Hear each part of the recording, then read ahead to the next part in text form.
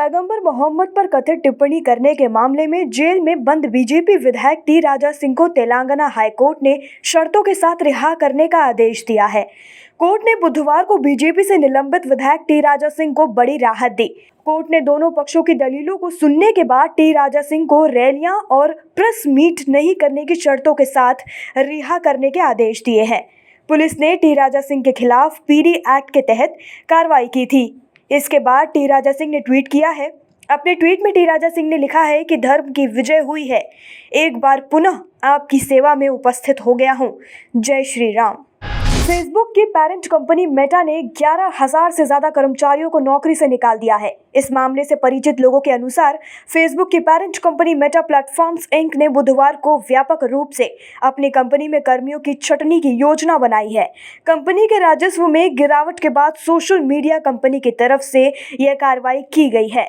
Meta के मुख्य कार्यकारी अधिकारी मार्क ज़करबर्ग ने आज एक ब्लॉग पोस्ट में कहा, आज मैं मेटा के इतिहास में किए गए कुछ सबसे कठिन बदलावों को साझा कर रहा हूं। मैंने अपनी टीम के आकार को लगभग 13% कम करने और हमारे 11,000 से अधिक प्रतिभाशाली कर्मचारियों को कंपनी से बाहर करने का फैसला किया है।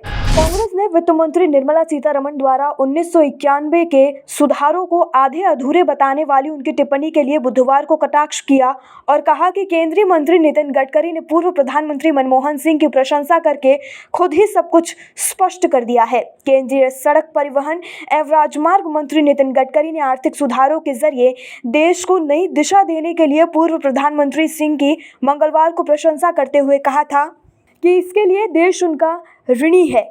वहीं गत सितंबर से सीतारमण ने कार्यक्रम में 1991 की तत्कालीन कांग्रेस सरकार द्वारा किए गए आर्थिक सुधारों को आधे अधूरे सुधार करार दिया था और कहा था कि उस समय अर्थव्यवस्था सही तरीके से नहीं बल्कि अंतर्राष्ट्रीय मुद्रा कोष द्वारा थोपी गई बाध्यताओं के कारण खोली गई थी।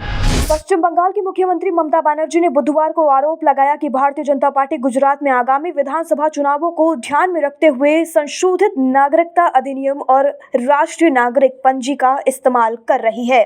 तृणमूल कांग्रेस प्रमुख बनर्जी ने कहा कि वह पश्चिम बंगाल में सीएए को कभी भी लागू नहीं होने देंगी। बनर्जी ने भाजपा पर अलग राज्य की मांग उठाकर पश्चिम बंगाल में अलगाववाद को बढ़ावा देने की कोशिश करने का आरोप भी लगाया और कहा कि वह कभी भी राज्य का विभाजन नहीं होने देंगी।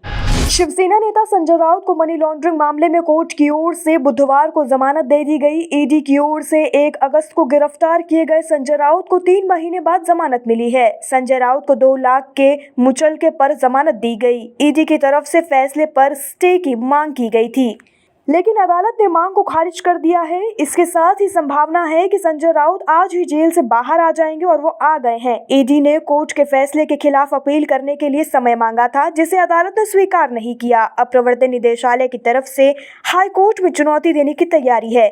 ईडी से शाम 4:30 बजे मेंशन कर सकती है। अब संजय राउत जेल से बाहर हैं। अब खबरें पाइए सबसे पहले हमारे मोबाइल न्यूज एप्लीकेशन पर। एंड्रॉइड या iOS प्लेटफॉर्म पर जाइए, HW न्यूज नेटवर्क को सर्च कीजिए, डाउनलोड कीजिए और अपनी सुविधानुसार भाषा का चयन कीजिए। खबरों की भीड़ में अपने काम की खबर पाते रहिए।